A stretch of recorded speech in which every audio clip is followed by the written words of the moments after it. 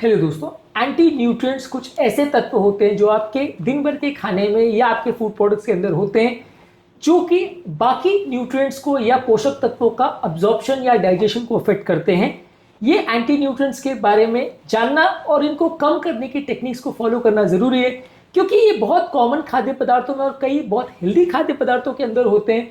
और इन खाद्य पदार्थों को ज़्यादा मात्रा में और प्रॉपर टेक्निक से नहीं खाने की वजह से आपका न्यूट्रिशन कॉम्प्रोमाइज होता है। बहुत सारे हेल्दी चीज़ें जो आपकी बॉडी पचाना चाहती है या अब्जॉर्ब करना चाहती है वो नहीं कर पाती है। तो ये एंटी न्यूट्रिएंट्स को कम कैसे कर सकते हैं, कॉमन किचन टिप्स क्या होती हैं एंटी न्यूट्रिएंट्स को कम करने के लिए, आज इस पर बात करेंगे। एंटी न्यूट्रिएंट्स होते क्या हैं और कौन कौन से खाद्य पदार्थों में होते हैं, इस पर ऑलरेडी हमने अलग वीडियो किया है। आज बात करेंगे एंटी न्यूट्रिएंट्स को कम करने के टिप्स पर। टॉपिक पर जाने से पहले जो लोग हमारे चैनल पर नए हैं उन्हें रिक्वेस्ट करूंगा कि चैनल को सब्सक्राइब करें। हमारे चैनल का पर्पज है हेल्थ एजुकेशन के द्वारा लोगों को हेल्दी बनाना, और इस मिशन में आप हमारे सहभागी बन सकते हैं चैनल को सब्सक्राइब करके। हमारे सर्वेस बताते हैं कि चैनल को देखने वाले 80 से 85% लोगों ने अब तक चैनल को सब्सक्राइब नहीं किया है। एक छोटा सा स्टेप जो आपको 2 या 3 सेकंड में आप कर सकते हैं, वो हमारे चैनल को प्रमोट करने में और इसकी रीच लोगों तक बढ़ाने में काफ़ी मददगार हो सकता है। लोगों को हेल्दी बनाने के हमारे इस मिशन में हमारे सहभागी आप बनिए। टॉपिक के दौरान कुछ इंटरेस्टिंग साइंटिफिक फैक्ट्स, कुछ प्रैक्टिकल यूटिलिटी की बातें, हमारा एक्सपीरियंस, हमारे ओपीडी की स्टोरीज और वर्डिक्ट भी आपको बताऊंगा, इसलिए बने रहिए हमारे साथ एंड तक। चलिए शुरू करते हैं हमारे साथ हेल्थ का सफर।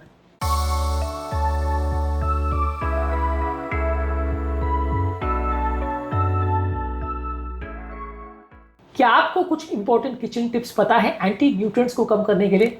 कमेंट सेक्शन में लिख के बताएं। सबसे पहला, हर चीज को भिगो करके खाना चाहिए। जैसे जो एंटी न्यूट्रिएंट जिन जिन खाद्य पदार्थों में रहते हैं, खासकर दालें या अंकुरित चीजों में, उनको भिगो करके खाने से उनके अंदर मौजूद फाइटेट्स, टैनिन्स और एंजाइम इनहिबिटर्स ये कम हो जाते हैं। जब आप किसी चीज को भिगो करके खाते हैं तो उसमें फर्मेंटेशन चालू हो जाता है और कुछ एंजाइम्स एक्टिवेट हो जाते हैं जो इन एंटी न्यूट्रिएंट्स को डिसॉल्व कर देते हैं। जैसे कि राजमा है, चना है, मूंग है, दाल है, ग्रेन्स है, इनको आप पूरी रात भिगो करके रखिए। इसी तरह से आप बादाम, अखरोट और सीसेम सीड्स को भी 6 से 8 घंटे तक अगर भिगो करके रखते हैं तो उससे के अंदर मौजूद एंटी न्यूट्रिएंट्स कम हो जाते हैं और वो आपके जो एंटी न्यूट्रिएंट रिलेटेड इश्यूज को कम करता है। ये भिगोया हुआ पानी को आपको डिस्कार्ड कर देना चाहिए और फ्रेश वाटर में उसको अगर आपको कुक करना है तो करना चाहिए। ये चीज़ों को ध्यान रखने से इन चीज़ों के अंदर मौजूद एंटी न्यूट्रिएंट्स कम हो जाते हैं। इसके अलावा आप किसी भी चीज़ को बॉईल करते हैं तो बॉइलिंग करने से उसके अंदर मौजूद लेक्टिन्स, ट्रिप्सिन इनहिबिटर्स और गोइट्रोजेंस कम हो जाते हैं। इसके अलावा यदि आप किसी चीज को प्रेशर कुक भी करते हैं तो भी ये लेक्टिन्स, ट्रिप्सिन इनहिबिटर्स और गोइट्रोजेंस को खत्म करता है।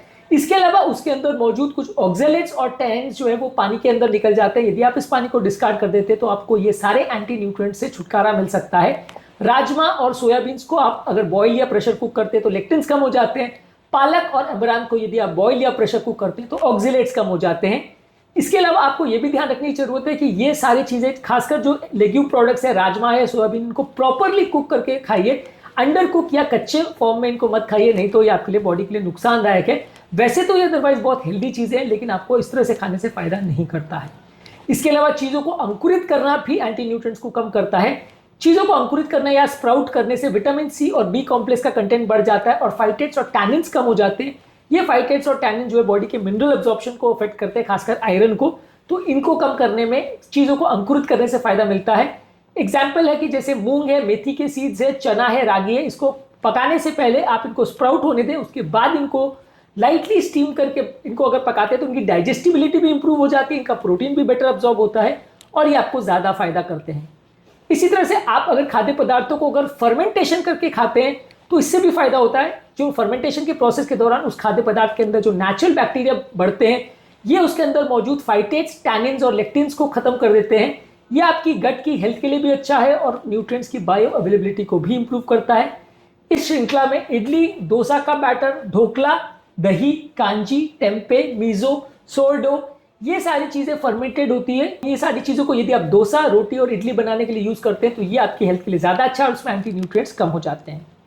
इसके अलावा खाद्य पदार्थों के साथ यदि आप विटामिन सी लेते हैं तो विटामिन सी जिन खाद्य पदार्थों में होता है वो आपके फूड के अंदर मौजूद फाइटेट्स और टैनिन्स को कम करते हैं। इससे आयरन और जिंक का अब्जॉर्प्शन इंप्रूव होता है।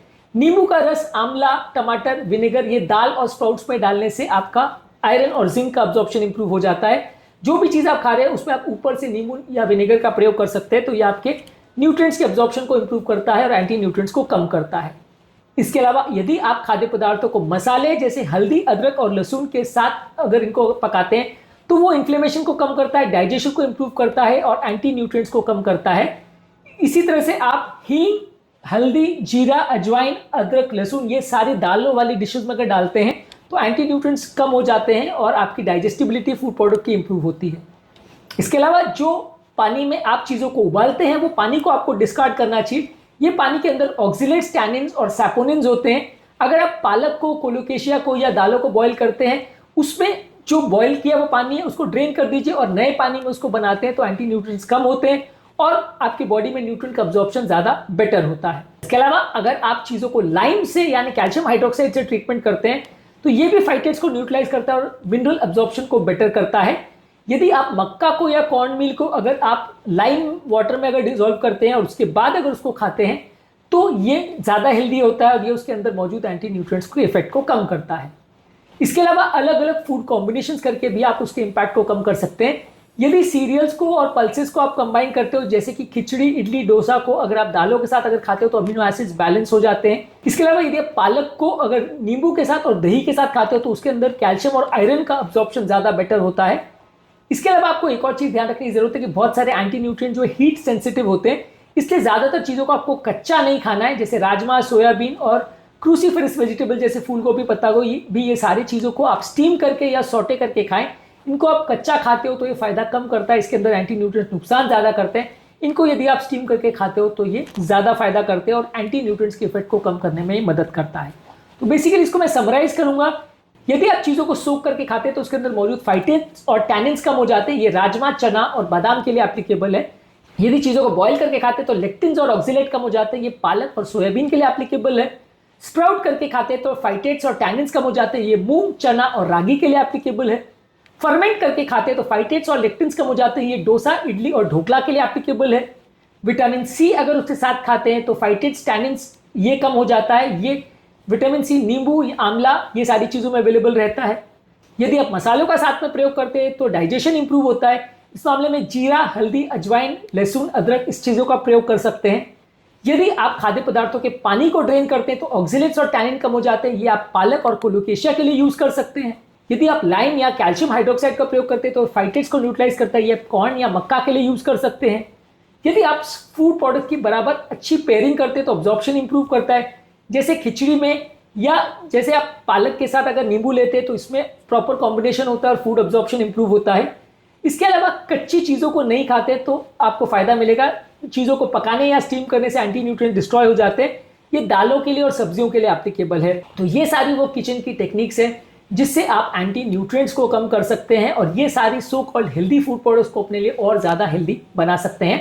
एंटी न्यूट्रिएंट्स पर फोकस करना और उस पर ध्यान देना ज़रूरी है, क्योंकि ये सारे फूड प्रोडक्ट को सही तरह से हम यदि नहीं पकाते हैं तो ये चीज़ें फ़ायदा करने के बदले अक्सर नुकसान भी कर सकती हैं और आपको जो उनसे बेनिफिट्स मिलना चाहिए वो नहीं मिल पाता है। आज के टॉपिक में हमने कुछ किचन टिप्स और ट्रिक्स पर बात करी एंटी न्यूट्रिएंट्स को कम करने के लिए। उम्मीद करूंगा कि आज के टॉपिक में कुछ नया जानने को मिला होगा। जो लोग हमारे चैनल पर नए हैं उन्हें रिक्वेस्ट करूंगा कि चैनल को सब्सक्राइब करें। हमारे चैनल का पर्पज़ है हेल्थ एजुकेशन के द्वारा लोगों को हेल्दी बनाना और इस मिशन में आप हमारे सहभागी बन सकते हैं। चैनल को सब्सक्राइब करके आपके कमेंट्स हमें जानने में मदद करते हैं कि आपको हमारा कंटेंट कैसा लग रहा है। प्लस हमारे लिए मोटिवेशन और इंस्पिरेशन का भी काम करते हैं, इसलिए कमेंट्स करते रहिए, वीडियोस को देखते रहिए और हेल्थ के सफर में हमारे साथ आगे बढ़ते रहिए।